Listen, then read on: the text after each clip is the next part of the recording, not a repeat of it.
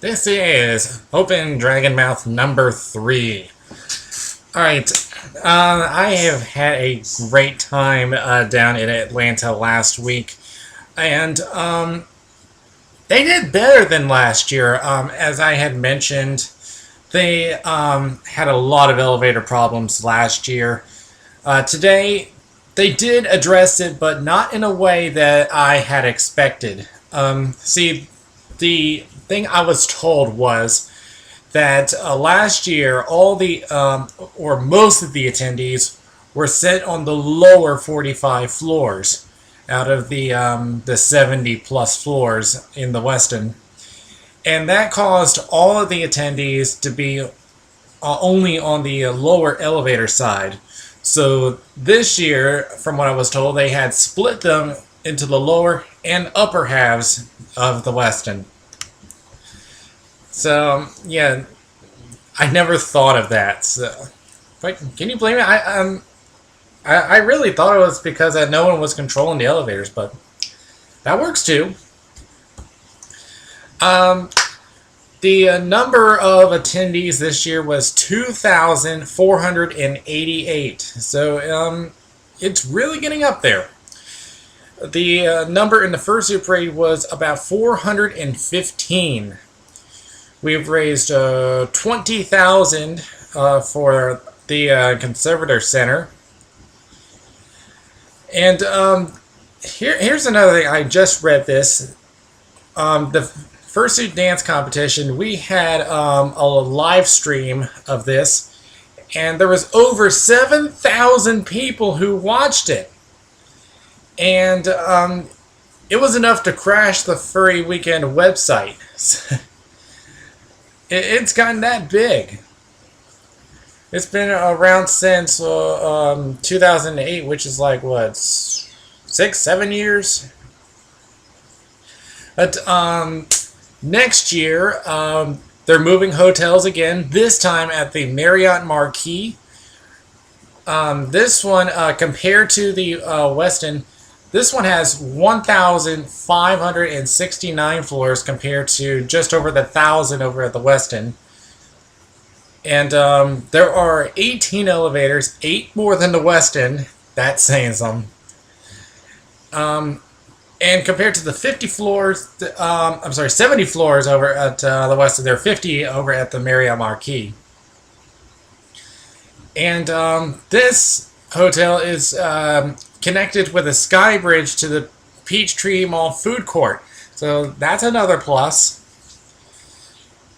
And another fact you should know about this hotel was actually featured in the movies Flight and Hunger Games: Catching Fire. So, yeah, I took a look at the hotel, at least on the outside. It does look more luxurious, I will say. And the other thing you should know about FWA for next year, the dates have been pushed back once again, this time to April 9th and 12th.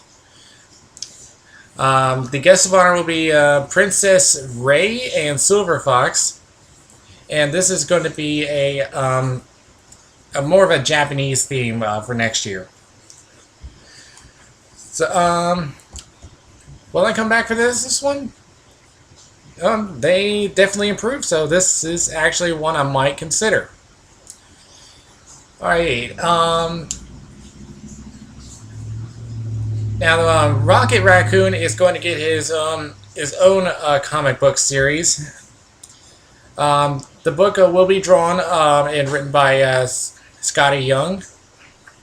He has been known for his comic adaptations to Frank Baum's Oz books. I've looked at one of the pieces of art for Rocket Raccoon.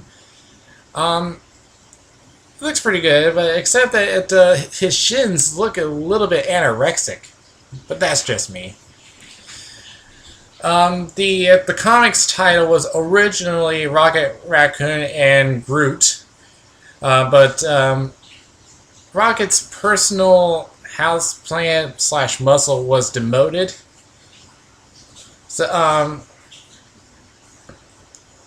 So the rest of the Guardians will mostly stay in their own book, though Rocket and Groot will remain a part of the book's cast.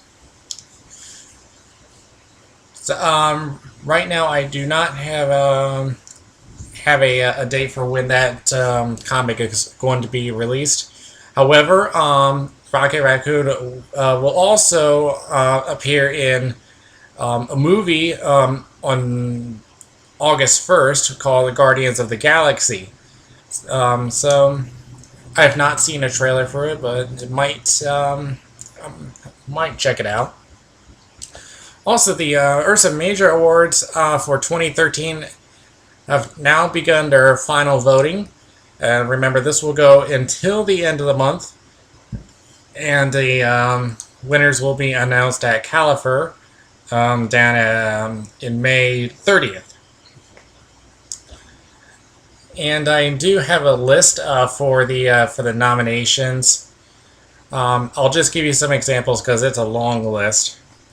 Like for Best Motion Picture, we have The Croods, Despicable Me 2, Equestria Girls, Frozen, The Hobbit, The Desolation of Smaug, and Monsters University. For Best Dramatic Series or Short Work, we have Adventure Time, Bee and Puppy Cat, Bravest Warriors, MLP, Friendship is Magic, and What Does the Fox Say? You know that music video from Elvis.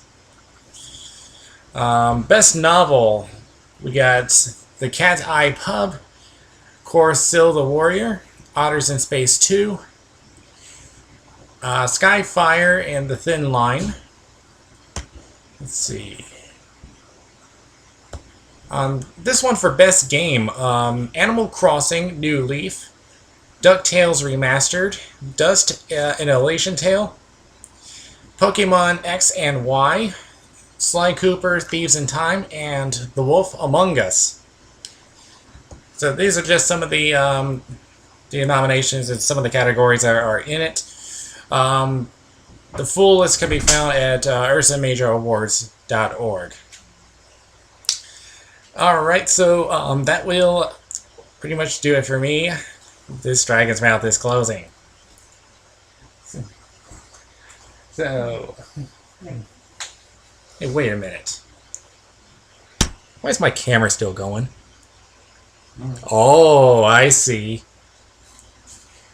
No way, guys. I'm not going to talk about it. I'm not.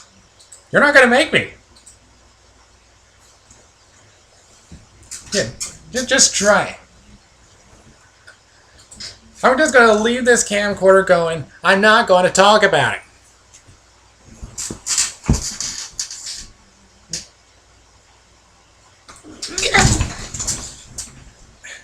Okay! I'll talk about the Dr. Phil episode briefly. Okay, so there are 3 guests on the show. First one was a woman who was obsessed with bunny rabbits. She's not a furry, so I don't really care about this one. The second guest was Boomer the dog. Yes, one I pretty much know. And yeah, while Dr. Phil said that he thinks he's missing out on life, he says, whatever floats your boat. The third guest, someone named Colpeo, and it's the old mother doesn't approve story. So while Dr. Phil once again says whatever floats your boat, he had a problem with Colpeo dropping out of high school and not going to college. And overall, I didn't think it was that bad of an episode. Yeah, I said it. I don't think it's that bad. So, now, let me explain why. First of all, once again, the first guest, not a furry, so I don't really care. For Boomer the dog, that's more of Therian territory. But that's something I don't know much about. I'm not a Therian. So, but again, his attitude was whatever floats your boat. That's his tone throughout the whole episode. Whatever floats your boat, as long as it's not hurting anybody, whatever. But the one that I was really focusing on was Clopeo. Now, while I do think that her mother was stubborn, there are some things that Clopeo did that she should not have done. But the one that stood out the most was that she broke one of the big rules about talking to the media about furries. Don't describe what we are by what we are not. So yeah, she broke that one rule. But again, it's been pretty much the same tone throughout the whole episode. So yeah, it's not that bad. The whole episode is out on YouTube if you want to check it out. Yeah, there are some parts where it might make you cringe a little bit, but it's not as bad as everyone turned it out to be. Alright, now for real, this Dragon's Mouth is closing.